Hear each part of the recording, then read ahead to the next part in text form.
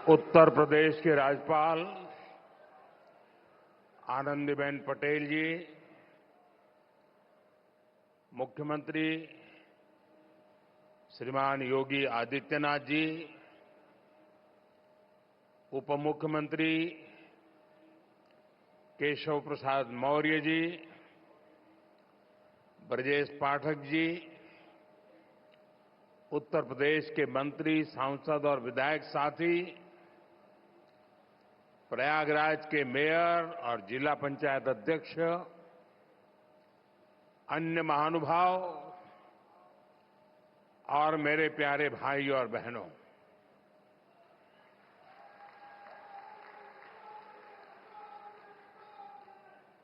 प्रयागराज में संगम की इस पावन भूमि को मैं श्रद्धापूर्वक प्रणाम करता हूं।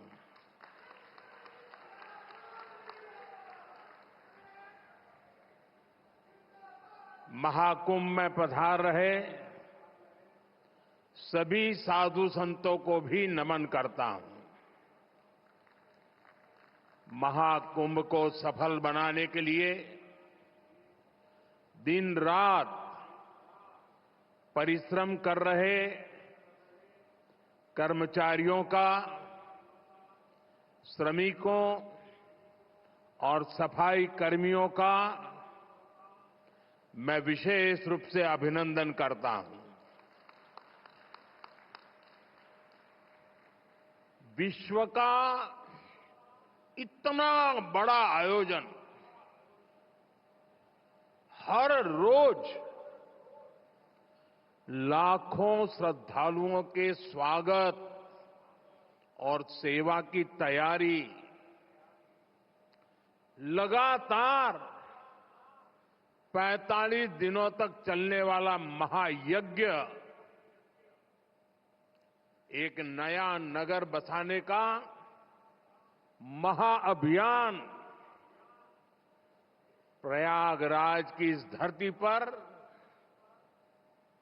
एक नया इतिहास रचा जा रहा है।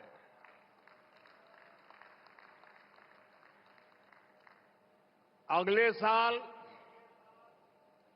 महाकुंभ का आयोजन देश की सांस्कृतिक आध्यात्मिक पहचान को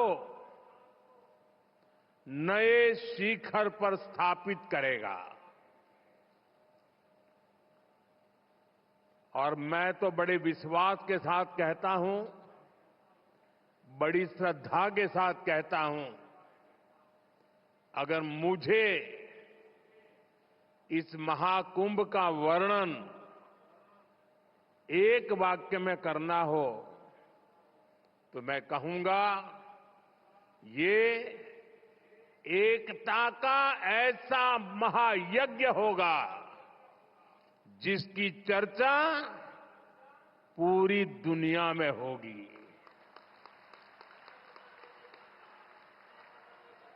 मैं इस आयोजन की भव्य और दिव्य सफलता की आप सभी को शुभकामनाएं देता हूं। साथियों, हमारा भारत पवित्र स्थलों और तीर्थों का देश है।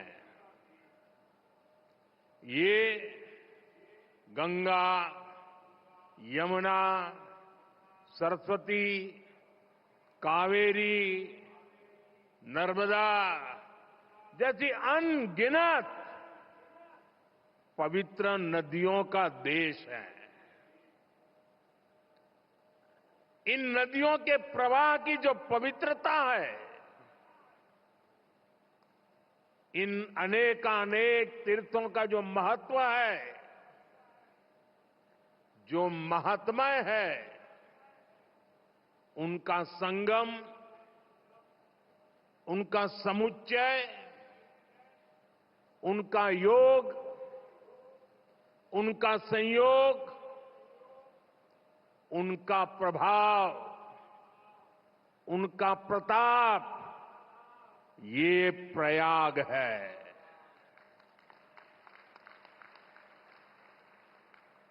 ये केवल 3 पवित्र नदियों का ही संगम नहीं है। प्रयाग के बारे में कहा गया है, माघ मकरगत रवि जब होई, तीरथ पति ही आव सब कोई।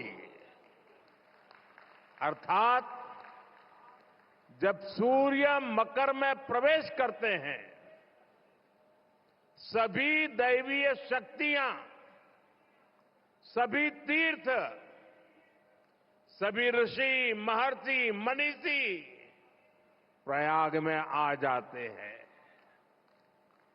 ये वो स्थान है जिसके प्रभाव के बिना पुराण पूरे नहीं होते। प्रयागराज वो स्थान है जिसकी प्रशंसा वेद की ऋचाओं ने की है। भाइयों बहनों, प्रयाग वो है जहां पग पग पर पवित्र स्थान है, जहां पग पग पर पुण्य क्षेत्र है। त्रिवेणीम माधवम सोमम भरद्वाजम च वासुकिम वंदे अक्षयवटम शेषम प्रयागम तीर्थनायकम। अर्थात त्रिवेणी का त्रिकाल प्रभाव, वेणी माधम की महिमा, सोमेश्वर के आशीर्वाद, ऋषि भारद्वाज की तपोभूमि, नागराज वासुकी का विशेष स्थान, अक्षय वट की अमरता और शेष की अशेष कृपा, ये है हमारा तीर्थराज प्रयाग।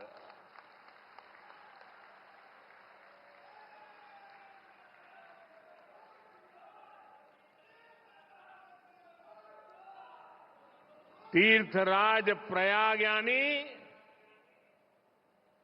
चारी पदारथ भरा भंडारू, पुण्य प्रदेश देश अति चारू। अर्थात जहां धर्म, अर्थ, काम, मोक्ष चारों पदार्थ सुलभ है, वो प्रयाग है। प्रयागराज केवल एक भौगोलिक भूखंड नहीं है, ये एक आध्यात्मिक अनुभव क्षेत्र है। ये प्रयाग और प्रयाग के लोगों का ही आशीर्वाद है कि मुझे इस धरती पर बार बार आने का सौभाग्य मिलता है।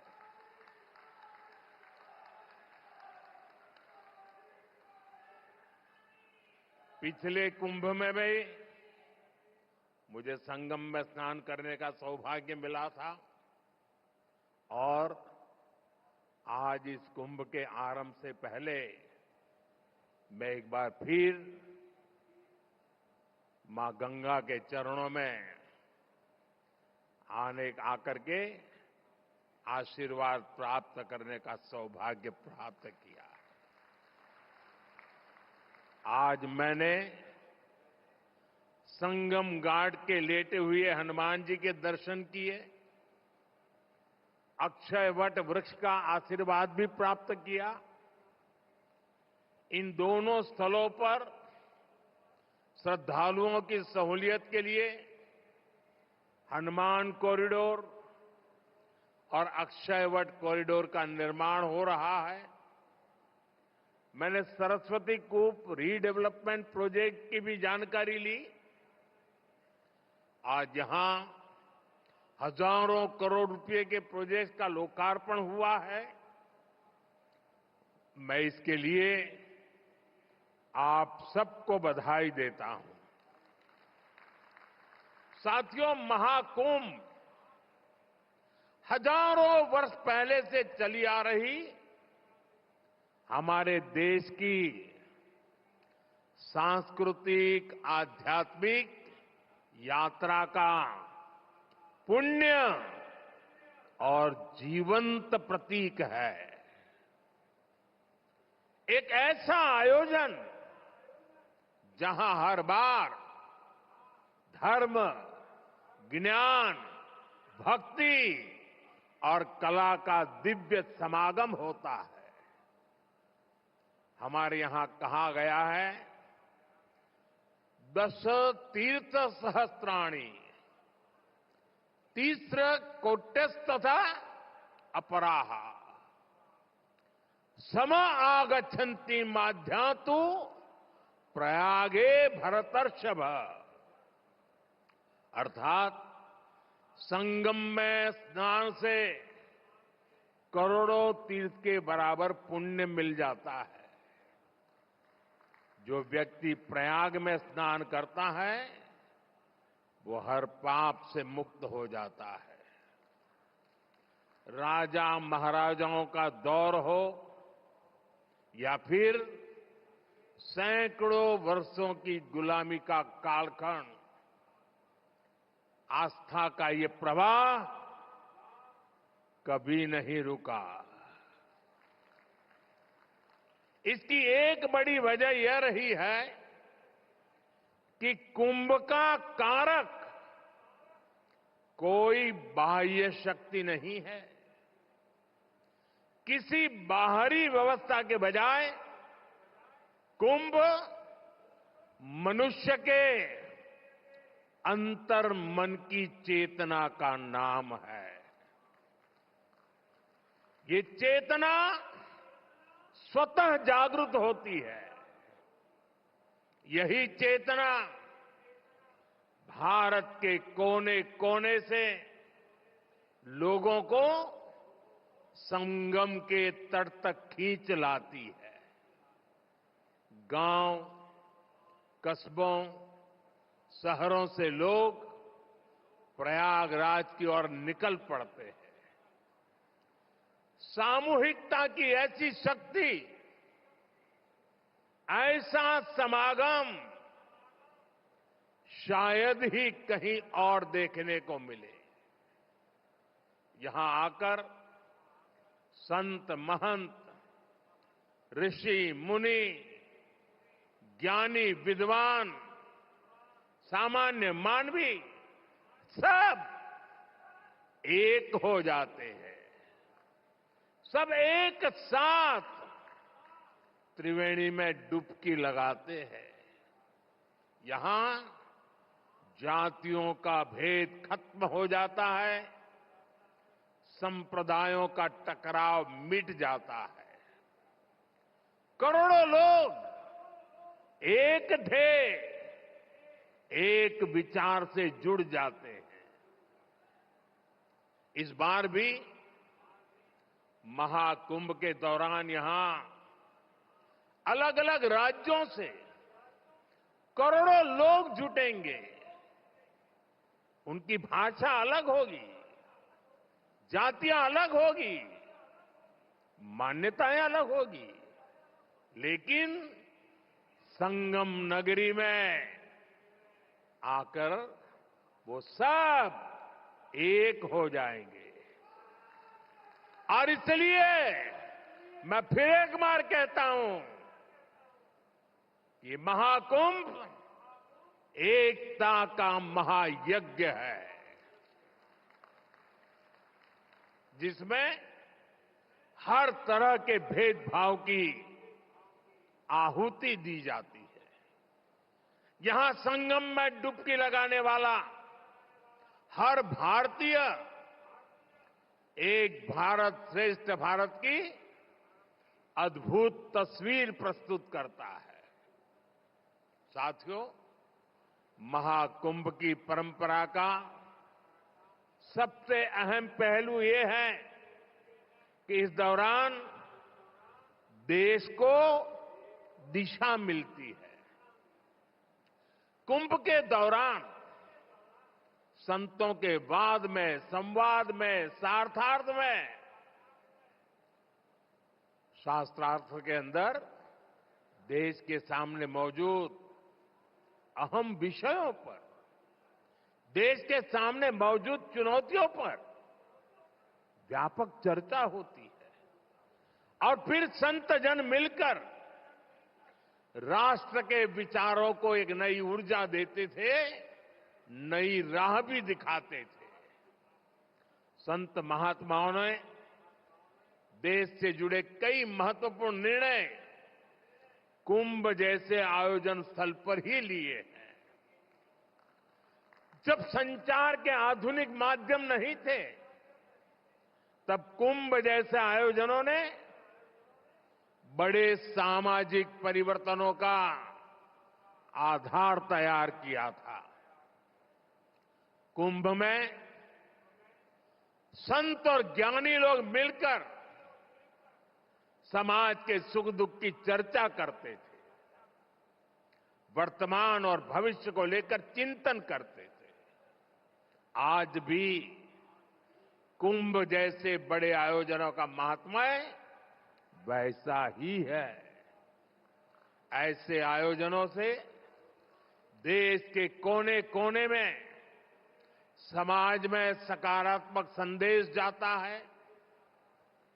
राष्ट्र चिंतन की ये धारा निरंतर प्रवाहित होती है। इस आयोजन के नाम अलग अलग होते हैं, पड़ाव अलग अलग होते हैं, मार्ग अलग अलग होते हैं, लेकिन यात्री एक होते हैं, मकसद एक होता है। साथियों, कुंभ और धार्मिक यात्राओं का इतना महत्व होने के बावजूद पहले की सरकारों के समय इनके महात्म्य पर ध्यान नहीं दिया गया। श्रद्धालु ऐसे आयोजनों में कष्ट उठाते रहे, लेकिन तब की सरकारों को इससे कोई फर्क नहीं पड़ता था। इसकी वजह थी कि भारतीय संस्कृति से, भारत की आस्था से उनका लगाव नहीं था। लेकिन आज केंद्र और राज्य में भारत के प्रति आस्था, भारतीय संस्कृति को मान देने वाली सरकार है। इसलिए कुंभ में आने वाले श्रद्धालुओं के लिए सुविधाएं जुटाना डबल इंजन की सरकार अपना दायित्व समझती है। इसलिए यहां केंद्र और राज्य सरकार ने मिलकर हजारों करोड़ रुपए की योजनाएं शुरू की है। सरकार के अलग अलग विभाग जिस तरह महाकुंभ की तैयारियों को पूरा करने में जुटे हैं, वह बहुत ही सराहनीय है। देश दुनिया के किसी कोने से कुंभ तक पहुंचने में कोई दिक्कत न हो, इसके लिए यहां की कनेक्टिविटी पर विशेष फोकस किया गया है। अयोध्या, वाराणसी, रायबरेली, लखनऊ से प्रयागराज शहर की कनेक्टिविटी को बेहतर किया गया है। मैं जिस whole of the government approach की बात करता हूं, उन महाप्रयासों का महाकुंभ भी इस थली में नजर आता है। साथियों, हमारी सरकार ने विकास के साथ साथ विरासत को भी समृद्ध बनाने पर फोकस किया है। आज देश के कई हिस्सों में अलग अलग टूरिस्ट सर्किट विकसित किए जा रहे हैं। Ramayana circuit, Shri Krishna circuit, Buddhist circuit, Tirthankar circuit, इनके माध्यम से हम देश के उन स्थानों को महत्व दे रहे हैं जिन पर पहले फोकस नहीं था।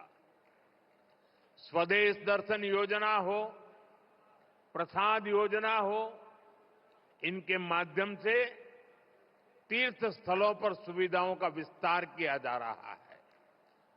अयोध्या के भव्य राम मंदिर ने पूरे शहर को कैसे भव्य बना दिया है, हम सब इसके साक्षी हैं। विश्वनाथ धाम, महाकाल, महालोक, इसकी चर्चा आज पूरे विश्व में है। यहां अक्षय वट कॉरिडोर, हनुमान मंदिर कॉरिडोर, भारद्वाज ऋषि आश्रम कॉरिडोर में भी इसी विजन का प्रतिबिंब है। श्रद्धालुओं के लिए सरस्वती कूप, पातालपुरी, नागवासुकी, द्वादश माधव मंदिर का कायाकल्प किया जा रहा है।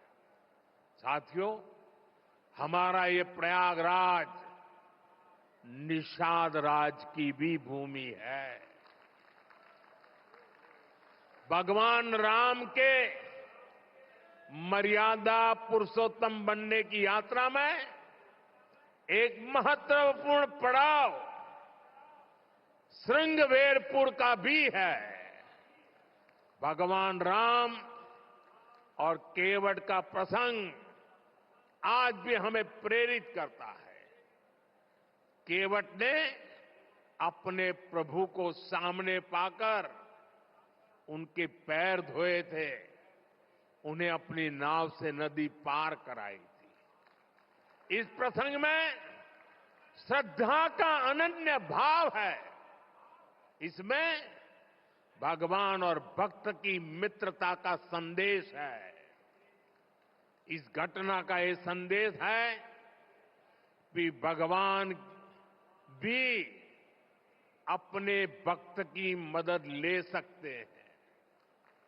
प्रभु श्री राम और निषाद राज की इसी मित्रता के प्रतीक के रूप में श्रृंगवेरपुर धाम का विकास किया जा रहा है।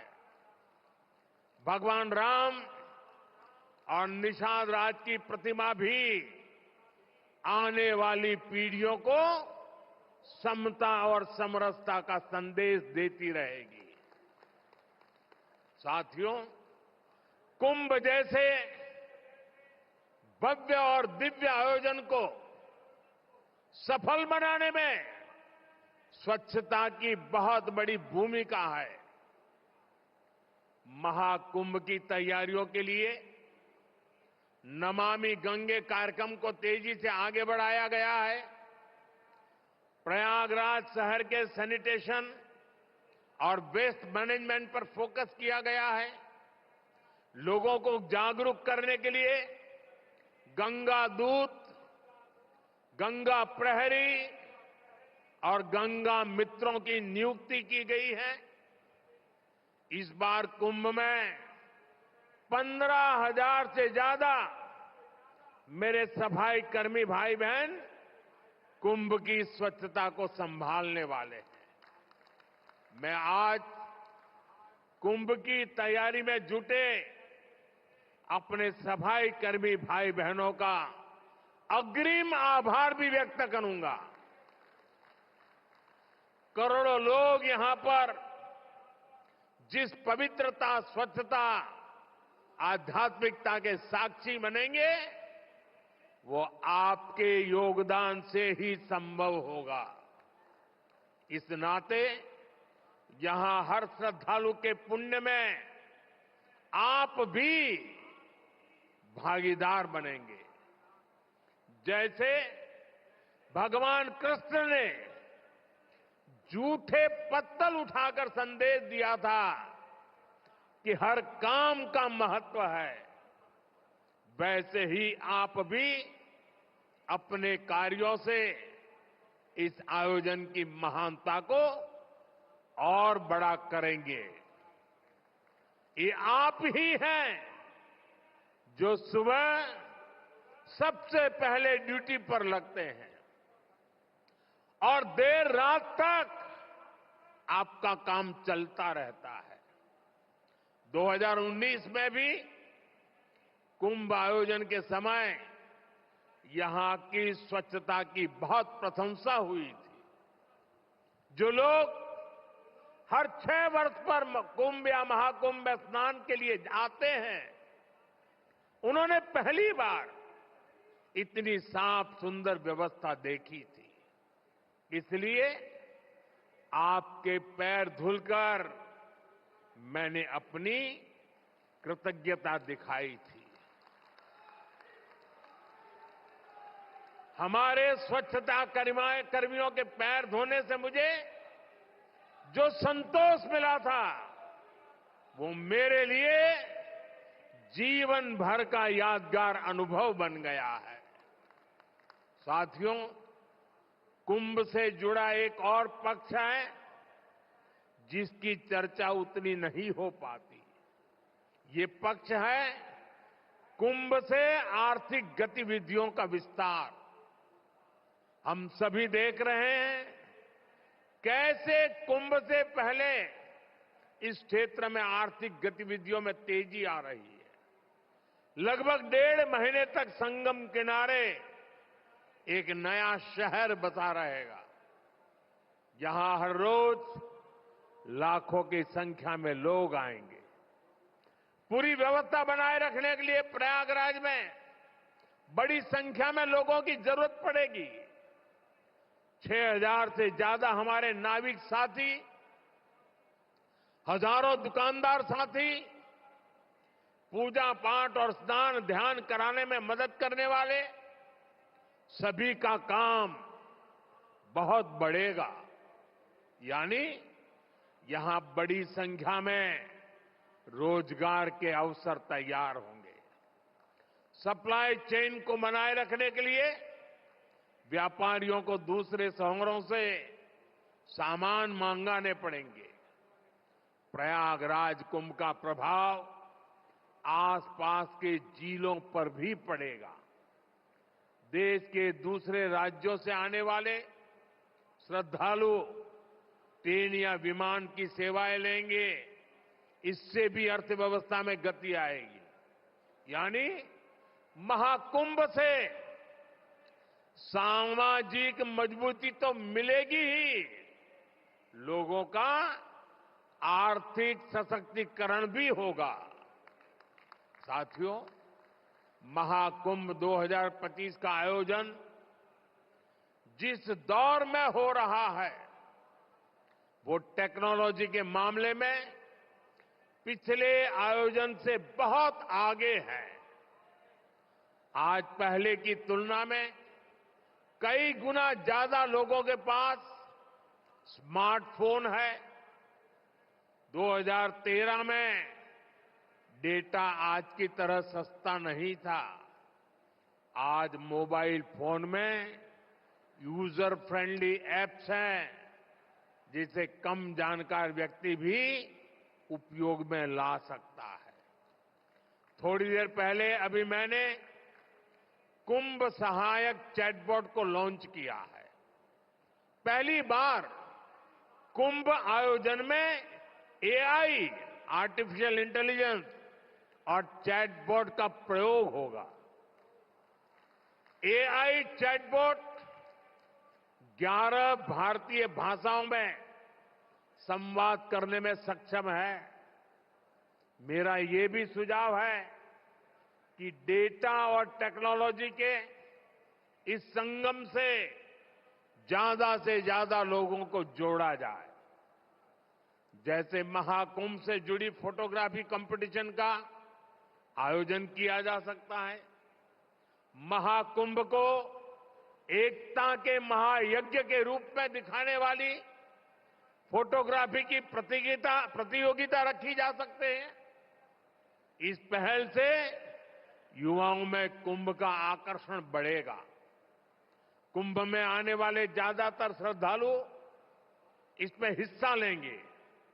जब ये तस्वीरें सोशल मीडिया पर पहुंचेगी तो कितना बड़ा कैनवास तैयार होगा, इसकी कल्पना नहीं कर सकते। इसमें कितने रंग, कितनी भावनाएं मिलेगी, ये गिन पाना मुश्किल होगा। आप आध्यात्म और प्रकृति से जुड़ी किसी प्रतियोगिता का आयोजन भी कर सकते हैं। साथियों, आज देश एक साथ विकसित भारत के संकल्प की तरफ तेजी से बढ़ रहा है। मुझे विश्वास है कि इस महाकुंभ से निकली आध्यात्मिक और सामूहिक शक्ति हमारे इस संकल्प को और मजबूत बनाएगी। महाकुंभ स्नान ऐतिहासिक हो, अविस्मरणीय हो, मां गंगा, मां यमुना और मां सरस्वती की त्रिवेणी से मानवता का कल्याण हो, हम सबकी यही कामना है। संगम नगरी में आने वाले हर श्रद्धालु को मैं शुभकामनाएं देता हूं।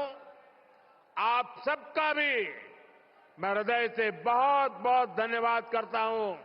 मेरे साथ बोलिए, भारत माता की, भारत माता की, भारत माता की, गंगा माता की, गंगा माता की, गंगा माता की। बहुत बहुत धन्यवाद।